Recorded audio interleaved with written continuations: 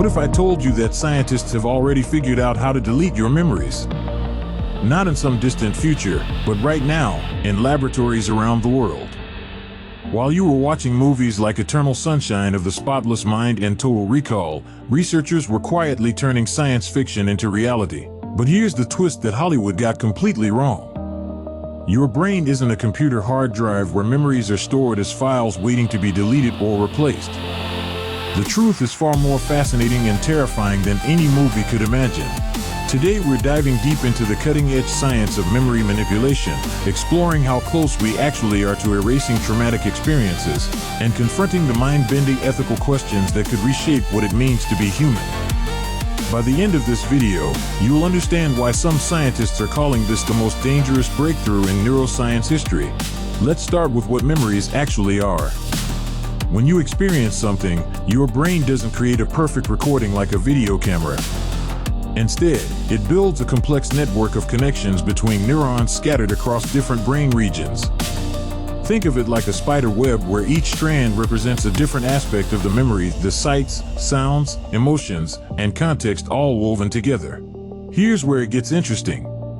Every single time you recall a memory, your brain doesn't just play it back. It actually reconstructs it from scratch, rebuilding that neural network. And during this reconstruction process, the memory becomes temporarily unstable, vulnerable to change. Scientists call this reconsolidation, and it's the key to everything we're about to discuss. This discovery shattered our understanding of memory.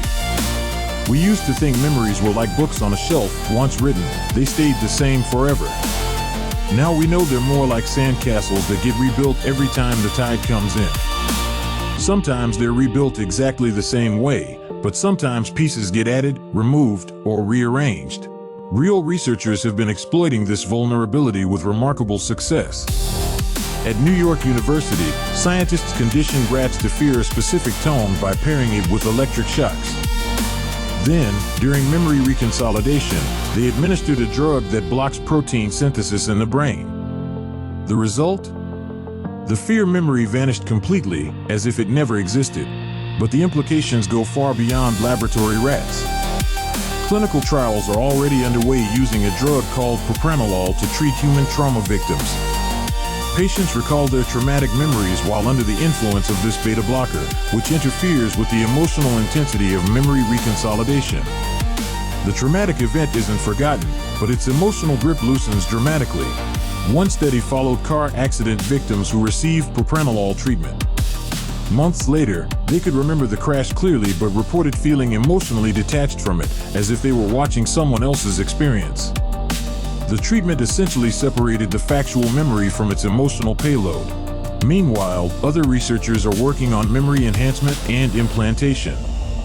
At MIT, scientists successfully implanted false memories in mice using optogenetics, a technique that controls brain cells with light. They made mice afraid of a room where nothing bad had ever happened by artificially activating fear memories while the mice were in that safe space. The technology for human memory manipulation is advancing rapidly. Deep brain stimulation can already enhance memory formation in patients with epilepsy. Transcranial magnetic stimulation can temporarily disrupt specific memories. And pharmaceutical interventions are becoming increasingly sophisticated at targeting the precise molecular mechanisms of memory storage. But here's where the science fiction comparisons fall apart. Unlike the clean memory deletion portrayed in movies, real memory manipulation is messy and unpredictable. Memories are interconnected in ways we barely understand. Removing one traumatic memory might accidentally damage related positive memories. The person who emerges from memory editing might be fundamentally different in ways we can't predict. This raises profound ethical questions that make the technology simultaneously promising and terrifying. Should we erase the memories of child abuse survivors if it eliminates their trauma but also removes the experiences that shaped their identity? What happens to justice if criminals can simply delete their memories of committing crimes? Could authoritarian governments use memory editing to create compliant populations who don't remember being oppressed? Some philosophers argue that our memories, even the painful ones, are essential to who we are. They contend that removing traumatic memories is like erasing chapters from the book of our lives, potentially destroying the very foundation of our identity and personal growth. Others believe that if we can eliminate genuine suffering without harming anyone else, we have a moral obligation to do so. They point out that we already use medications to alter brain chemistry and treat mental illness, so memory editing is just another form of medical intervention. The military applications are particularly concerning. Imagine soldiers whose memories of combat trauma could be selectively edited, creating warriors who can't develop PTSD but also can't learn from their mistakes or question orders. Some researchers worry we're developing tools that could be weaponized to control human behavior on an unprecedented scale. As this technology advances, we'll need robust ethical frameworks and regulations. The potential for abuse is enormous, but so is the potential to alleviate genuine human suffering.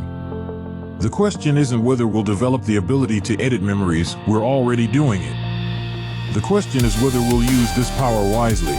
The future of memory manipulation isn't some distant science fiction fantasy. It's happening now, in research labs and clinical trials around the world. And unlike the movies, there's no reset button if we get it wrong. What do you think? Should we develop the power to edit our memories, or are some technologies too dangerous to pursue? Let me know in the comments below, and don't forget to subscribe for more videos exploring the intersection of science and ethics. Hit that notification bell so you never miss our latest deep dives into the technologies that are quietly reshaping our world.